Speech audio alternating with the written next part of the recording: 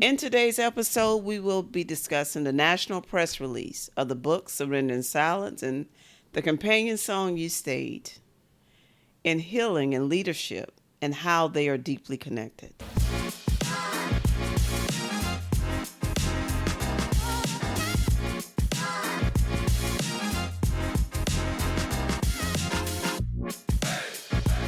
Welcome back to JITT Talks. We're so glad you're here. Today's episode is so special. We're going to be talking about my mom, Geneva's book, Surrendered in Silence.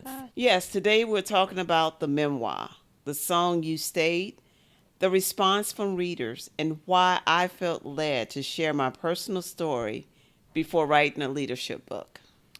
Because this episode is not just about a book release, it's about healing, resilience, leadership, faith, and what it means to become whole before trying to help others lead well. So, how does it feel to see your book, Surrendered in Silence, reach a wider audience through the national press release? Wow. First of all, it feels humbling. That's the first word. It's very humbling more than anything else. And, when you write a memoir and you tell your story, and when you've lived through certain things, you don't always imagine that one day those same experiences may become encouragement for someone else. Yeah. So the moment is meaningful and it's sacred. It's very sacred because it wasn't something that I was like one day sitting there planning to do because Right. I'm a very private person. I've always been a private person. Mind you, we didn't know she was coming out with. I didn't even know you were writing the book. Half of the people didn't know I was writing the book because, and that's why I said it was sacred, because it was something that I was going through and something Right. that I was working through with me and God. Yeah. It was, Yeah. and when God called me to do it, He didn't ask me to let everybody know what I was doing. Right, So right. I did what God asked me to do. Yeah. Even in the silence, I did it. Yeah. So what has surprised you most since the book launched? I would say probably what has surprised me most is the stories I'm getting back from the readers of the book. Yeah. And the details may be a little different, but most of the people that have given me the feedback, and you've seen the emails and the responses we've gotten back, everybody say that they see themselves in the story. That's amazing. And so for me, that means a lot. That was because honestly, I didn't know what to expect in writing this book. Yeah. I was afraid to actually release this book because I had to release a part of me that I didn't feel that anybody was nobody's business. Right. The that side of me is like, none of your business. God will do that, huh? He's like, oh no, that's what we're going to share. We're going to share today. Exactly. So, when people go through, those things that are emotionally familiar. Yeah. The response I got back, people talk about their silence, their survival, and their grief, their faith, their resilience, and the desire to believe that, healing is still possible. And that's giving people hope. Yeah, it is. And so to know that out of all of my experiences, it's almost emotional. And to know that the things that I went through, it served a purpose to just have someone to just say to me, just out of the blue, your story, and reading your story for the first time, I felt seen. Yeah, that's amazing. That meant a lot. Yeah. I know, in the JIT group, you are our executive leadership advisor. So I'm sure many people may have expected your first book to actually be about leadership. So why did you choose to tell your story first versus a leadership book? To be truthful, my story chose me before. I I'm a John Maxwell leader, and you Yeah. would think that a leadership book would come first. First, right. But like I said, the story chose me, so I believe that it came first because it's God ordained it to be like that, and the reason is because I think that leadership was shaped by more than my titles and more than my strategies, more than, my corporate experience. And I think I was Geneva before leadership, Yeah. and some of those things in my memoir, well, pretty much all those things in my memoir, other than my childhood, happened doing leadership. And that's Yeah. the side that nobody ever sees. Yeah, that's awesome. You gave like a personal perspective. You gave an inside window to the personal side of Yeah. leadership. Yeah. Yeah. Mm-hmm. And although I was a leader, I was still going through domestic violence. Although I was a Yeah. leader, I was still going through grief. I was still going through loss. I was still going through health issues that I had to deal with. Yeah. But yet I had to still show up every day as a leader. Yeah. And the way I coped with that was I replaced Geneva with the title. Yeah. And it was easier for me to be Geneva, the AVP, the executive director, the senior director, the director, the leader. And so those were the things that, that shaped me in places where, I had to surrender, survive, forgive, I had to heal. I had to keep becoming, but every day I had to keep showing up as a leader. Yeah. Yeah. And you kind of already touched on this, but I know me personally, vulnerability is still difficult at times, but Yeah. God calls for us to be vulnerable to help someone else. So was it really like as difficult as I imagined it to be to have been that vulnerable publicly? Absolutely. Oh my God, absolutely. I mean, it was a struggle. Yeah. I mean, honestly, it reminded me of Jacob Yeah. before he became Wrestling. Israel. Trust me, God. Now we wrestle with this one. I lost. I mean, he broke my ankle. I almost feel sometimes literally because doing the reason a lot of people didn't know I was writing this book. I mean, I had a broken ankle Yeah. and God had to stop me. I mean, my life was about leading, and I didn't know how to stop to write this book that I was called to write and to be vulnerable for me. Yeah. I mean, I don't live my life out loud. I mean, I'm the lady who didn't, I was never even on social media. I know. Yeah, I mean, that's not my thing. So being vulnerable, it wasn't easy, but when God called you, the one thing that you learn about vulnerability, I mean, back in the day, and being a leader and being me, I'm the one who never cried. And it's like, always hold your head up, walk straight. I taught Yeah. you that. Yeah. But, when you start, when you surrender, when that silence becomes so loud and you find yourself in that closet free falling and surrendering because, I mean, there's nothing, nowhere else to go in life, you realize it takes strength to get up. It takes strength to tell that story. So for me, vulnerability became a strength.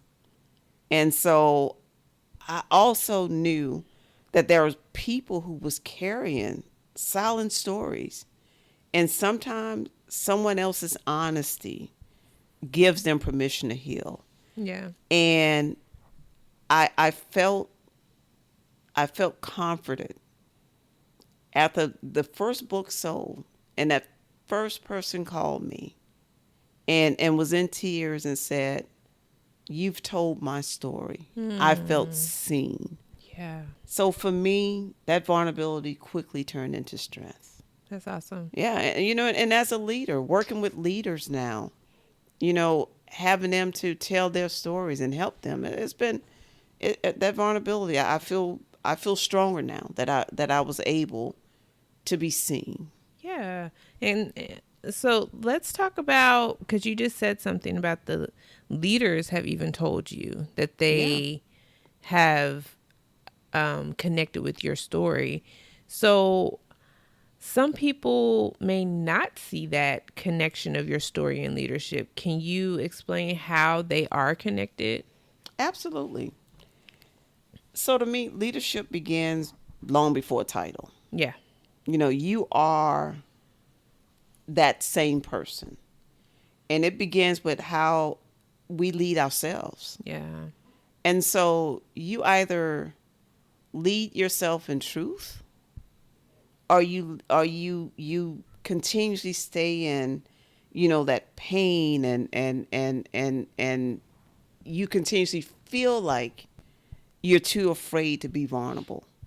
And so with connecting leadership and with this memoir, it's like connecting a whole person. I feel like I no longer had to divide myself once I started writing this book. And for the first time in my life, I felt whole. Yeah.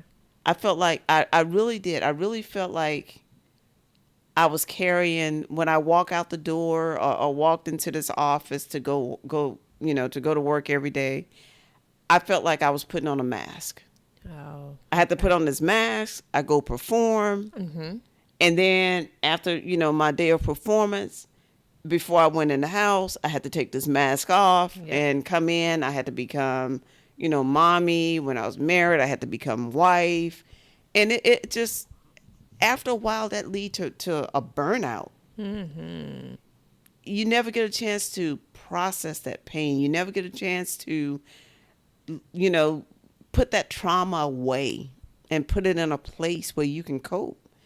And so it shows up, when things happen in life. You being a leader, we grow older, as we lead, and before you know it, there's caregiving. It could be for a spouse, it could be for a parent, it could be for a child.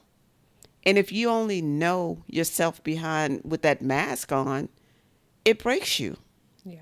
And if you are going through life, and some of the leaders that I've spoken with, that has done caregiving, and when those things, they come and they pound you. Right. And when you get pounded, if you don't have, I mentioned in my article in Brains about having a North Star. Yeah. If you don't have something that's intangible, that's eternal, that you can always point to reorient you when you go off path, then you're going to lose yourself. Yeah. And so in working with leaders, you don't have to be religious, but you got to have something strong, A foundation. a foundation. Yeah. And in writing this book is my foundation. And my personal North Star is God and my faith. Yeah. And it always reorient me when I get lost. But for some people, it's their integrity. Mm-hmm. And when life knocks you off course, sometimes you lose that integrity. But you've got to know how to go back to it. You got to know how to find it in order to lead effectively, in order for you to be whole. Because when you don't, you're dividing yourself. Yeah. And so that's one of the things that I think that connects my memoir and connects leadership with you as a person. Okay. Yeah. That's amazing. I think I've read personally your story, and I've lived part of your story. You've been right there. So from your story, what lessons have influenced you personally in like your coaching, your leading, how you support others, how you show up for people? I think one of the biggest lessons and is that people are always carrying more than we can see. I mentioned that in our last podcast too. We don't see what people are carrying, and everybody just assume because, girl, I showed up every day in my stilettos and smiles and smiles good, and smell good. You always bought me brands. I never knew what brands were, but you always made sure I looked good. Uh-huh. So I showed up every day and I looked good, but nobody knew what I was carrying inside of me. So when I coach or lead, I try to listen beyond a person's performance. I want to understand what's underneath the pressure, that perfectionism and the silence of what they're striving through. And I listen because I realize in my writing, that's what helped me even more. Because as I started going through the different seasons of my life, that's where I started going back and like, that's why I am the way I am. Or, Yeah. when I was in the conference room and, when I was sitting in the room with all these guys and times when I should have spoken up and I didn't, why was I silent? Yeah. And, I realized it was a trauma from Uh-huh. childhood. It taught me to read a room before I even walked into a room. Yep. And for me, it was that little girl in me was like, it's not going to be safe to talk today. You're not going to be taken Mm. serious. So for me, it's helping people to find those things in their life that may be holding them back or causing that burnout. Yeah. Or you don't understand why, man, I'm so tired all the time. I'm always exhausted. Why is it I feel like there's not enough hours in the day? I'm taking work to bed with me every night. My laptop is sleeping with me. I can't communicate with my husband. He doesn't understand what I'm going through. And Yeah. so, I mean, the stories are endless. So Yeah. I just think that, it's finding those things and helping people to find them in Mm-hmm. their story Mm-hmm. and listening to their story. Yeah. One thing that you will definitely hear a lot with the JIT group is we talk a lot about resilience in both of our spaces. So, what does resilience mean to you now after everything you have walked through? Oh, resilience. Resilience. Oh, God. I've heard that so much as an employee. I mean, I've been to resilience training since I started working decades ago. And so resilience means something different to me than it did then. Yeah. Resilience back then meant to me, you've got to be strong, you've got to carry everything, and, just you have to just do it, you know, no matter how hard things get. You just have to become more organized. You have to plan. And if you don't plan, you plan to fail. So, Oh, yeah. resilience just meant hold your head up no matter what, is put on you.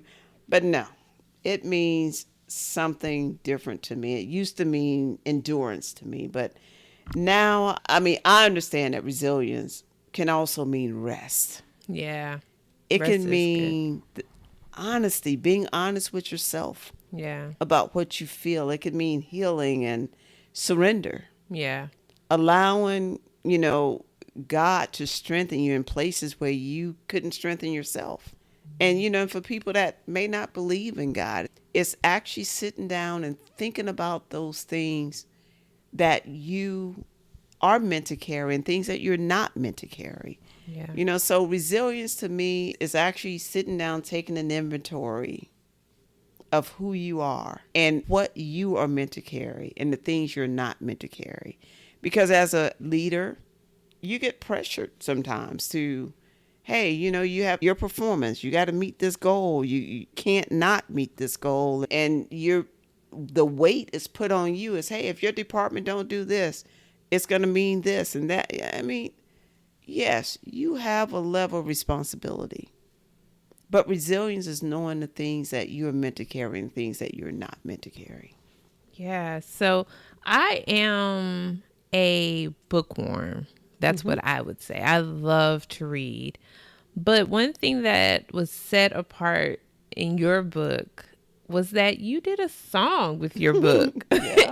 Yes. You didn't ask me to do the solo, unfortunately, I did not. but you God didn't did. call me You today. did pick a great team. Shout out to them. You picked a great team to do this Absolutely. song. This song is amazing. It's powerful. I mean, I can't get through it without crying. So, what does this song mean to you? Because I know what it means to me, but what does it mean to you as Oh, the man. writer? That song is the sound of the story to me. At the end of writing this book, the night I put my pen down and it was almost like hearing God say, well done, to telling his story, because that story is not, honestly, it's not for me, and I knew it wasn't for me the moment I started writing it. And I knew it was for everybody else and for someone else. And that song is just, it was an opportunity to me, for me, to give reverence to God. And it didn't start out as a song. Honestly, it was some words left over at the end of me praying and worship, and the microphone was left on for my dictation. And I was going to delete the words the next day because it wasn't a part of the book. But as I read it, I was like, man, this is a nice poem. Maybe I can make this, an epilogue at the end of the book. But I sent it to my nephew, Randy, and he was like, Aunt G, this can be a song. And he put a sound to it. And Luke. Yeah, Yeah. he used to be the piano player, Taught teacher my son. for JITT and Trinity, Yeah. your little ones. And so I gave it to him, and he produced it and put music, and he brought in his beautiful songstress, Grace Brody, and I mean, she brought it to life. And for me, it represents God's faithfulness in a season when I didn't have all the answers, and when things were painful, when life became so quiet, it was loud. And Yeah. when I was still becoming, the message is simple. Even in silence, God stays. Yeah. Before we end, I just wonder and want to leave our audience with something that if someone right now is listening and they're in their own silent battle, invisible, carrying their invisible battles, things like that, what would be your word of advice to them? I would want them to know that silence does not mean absence. A hard chapter does not mean the story is over. Healing may take time, but it's possible. And sometimes the very place you thought disqualifies you becomes the place where God began to use your voice. So for what I would leave with anyone, no matter what you're going through or what season in life that we're in, that God is working. Yeah. I mean, even now for me, doing this and doing this work, transitioning from corporate has been difficult. Yeah. I mean, I know Yeah. a job and the same amount of money coming in every Right. month. The God is consistency. blessing us though. He is. God is blessing us He is, tremendously. and it is a privilege. It is. Is this a privilege to do His work? Yes. But even in seasons where you're going through and the silence is louder than God, Yeah. that's what you feel. I want you to step back and just think about the seasons that you've gone through, and think about where God was in those seasons and the ones that you've made it through. Identify the God that was there. I mean, it could be Jehovah Rohi, the Lord is my shepherd. It could be Adonai. It could be, Jehovah Jireh. He provided when there was a layoff and you didn't know how you were going to make it and you thought it was the end of the world. And just remember the God that was there. And in this season that you're in right now, you may not know because you're in it, the God that's there. But I promise you, you're going to make it. You're going to get through it. And when you see that God, you're going to surrender in it. And not only that, you will know. And that song you stayed, it will have a meaning to you that you never thought of. Yeah. Well, that was beautiful. And I really hope that it inspired someone.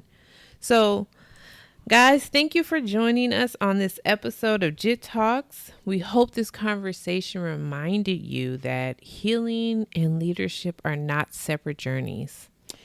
And if this episode encouraged you, we invite you to subscribe, share it with someone else who you think may need it or may need that hope, and pick up a copy of Surrender in Silence. And you can pick it up from the jittgroup.com / store. And there's also a companion journal that goes with this that you can only get at that store. but it's also available at Amazon and at both the JIT Group store. It's available in ebook and hard copy. Yep. And at Amazon, it's available at ebook and hard copy. And Listen Till You Stayed. And you can get that on your favorite streaming platform. Apple Music, Spotify, iHeart, all of them. It's there, and you don't have to do this journey alone. So as you continue to follow us, or we ask that you continue to follow the JIT Group for more conversations on healing, growth, leadership, resilience, and purposeful transformation. And we'll see you the next time on JIT Talks. Real Real conversation, conversation, real real transformation. transformation.